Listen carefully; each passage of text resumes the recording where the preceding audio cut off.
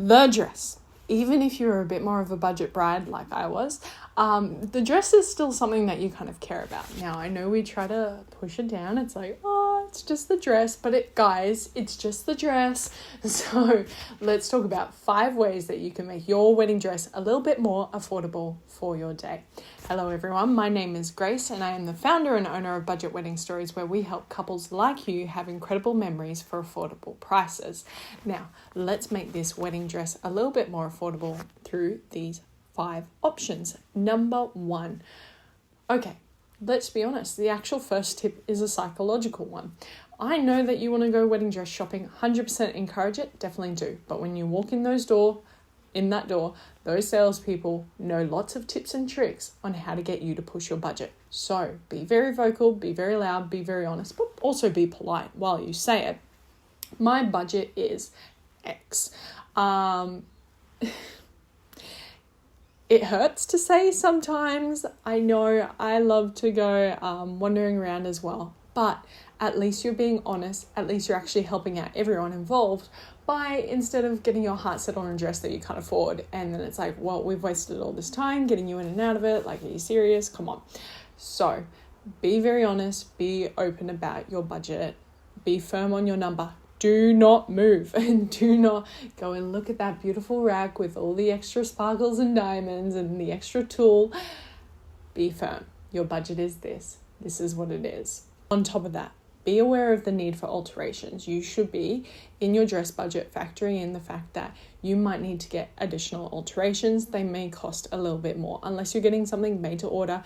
Even then, by the time it arrives, there may be some adjustments that need to be made to get it perfect for your body.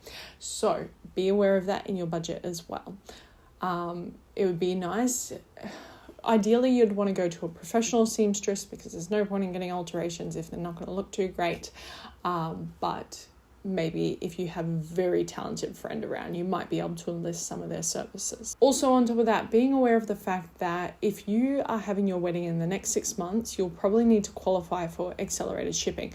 Most of the dresses will not be then available to you because they won't be able to get them to you on time. Now, my aunt, I think, found the supplier that supplies all the dresses, and she was like, I can get it for so much cheaper if we just go through here and faster. So that's an option as well. But just being aware of the fact that, like, accelerated shipping applies for dresses under 6 months. Keep that in mind. And remember, don't go to the other rack that you can't afford. I remember trying on a dress and I was like, oh, this is great. This is a lot of fun. How much is it? An entire course at university? Like, are you serious? And I was paying for my university course up front, so that meant a lot to me. I was like, I do not have that kind of money. Are you serious? As well as alterations, keep in mind the fact that you will need to likely add on some things. So we're talking your veil, we're talking maybe a cape for the dress, extra sleeves, like the removable sleeves is very in and trendy right now. Did we talk about veil? Belt? Like, there are other additional things that may go best with your dress, and as a result, your dress budget will need to be a little bit more lower. Number 2, find it at an op shop. There are lots of lovely, lovely dresses at op shops, and I've seen so many brides find a fantastic steal at their local op shop, just going in one Saturday, and they're like, wow, this dress is like literally exactly what I wanted, and that's it. So I would maybe get into a habit on Saturdays or Thursdays or another day that you have free, just going op shopping. Take a friend with you, make it like a coffee thing. Maybe you catch up with a different friend each week, and it's a great way to stay in touch with people, and you guys go op shopping and check out some of the local dresses around. Now, it doesn't have to be your whole bridal party. Just keep it low key, low stress. Have a little treat afterwards. It's a gentle form of wedding prep for your day. Number 3, like I said before, use an online retailer. Try and find the suppliers for the wedding dresses at your local vendors. That's another way of going around it. Of course, this one you'll need a little bit more time and a little bit more research. Maybe enlisting the help of AI, ChatGPT. You upload a photo of the wedding dress and you're like, hey, can you find me some suppliers that offer this wedding dress? Often, if it's a stock photo, you're actually looking for a stock photo, the supplier will actually be showing the same stock photo as well, so it'll be easier for the AI to link the two of them. If you have additional details about the dress, like the dress code and stuff like that, that's also something that you should be looking out for. Number 4, try and find a secondhand dress not at an op shop, but Facebook Marketplace, eBay, or Gumtree. Remember, there are lots of reputable sites that still have these listed. I think Still White's another one as well, where people sell their secondhand wedding dresses.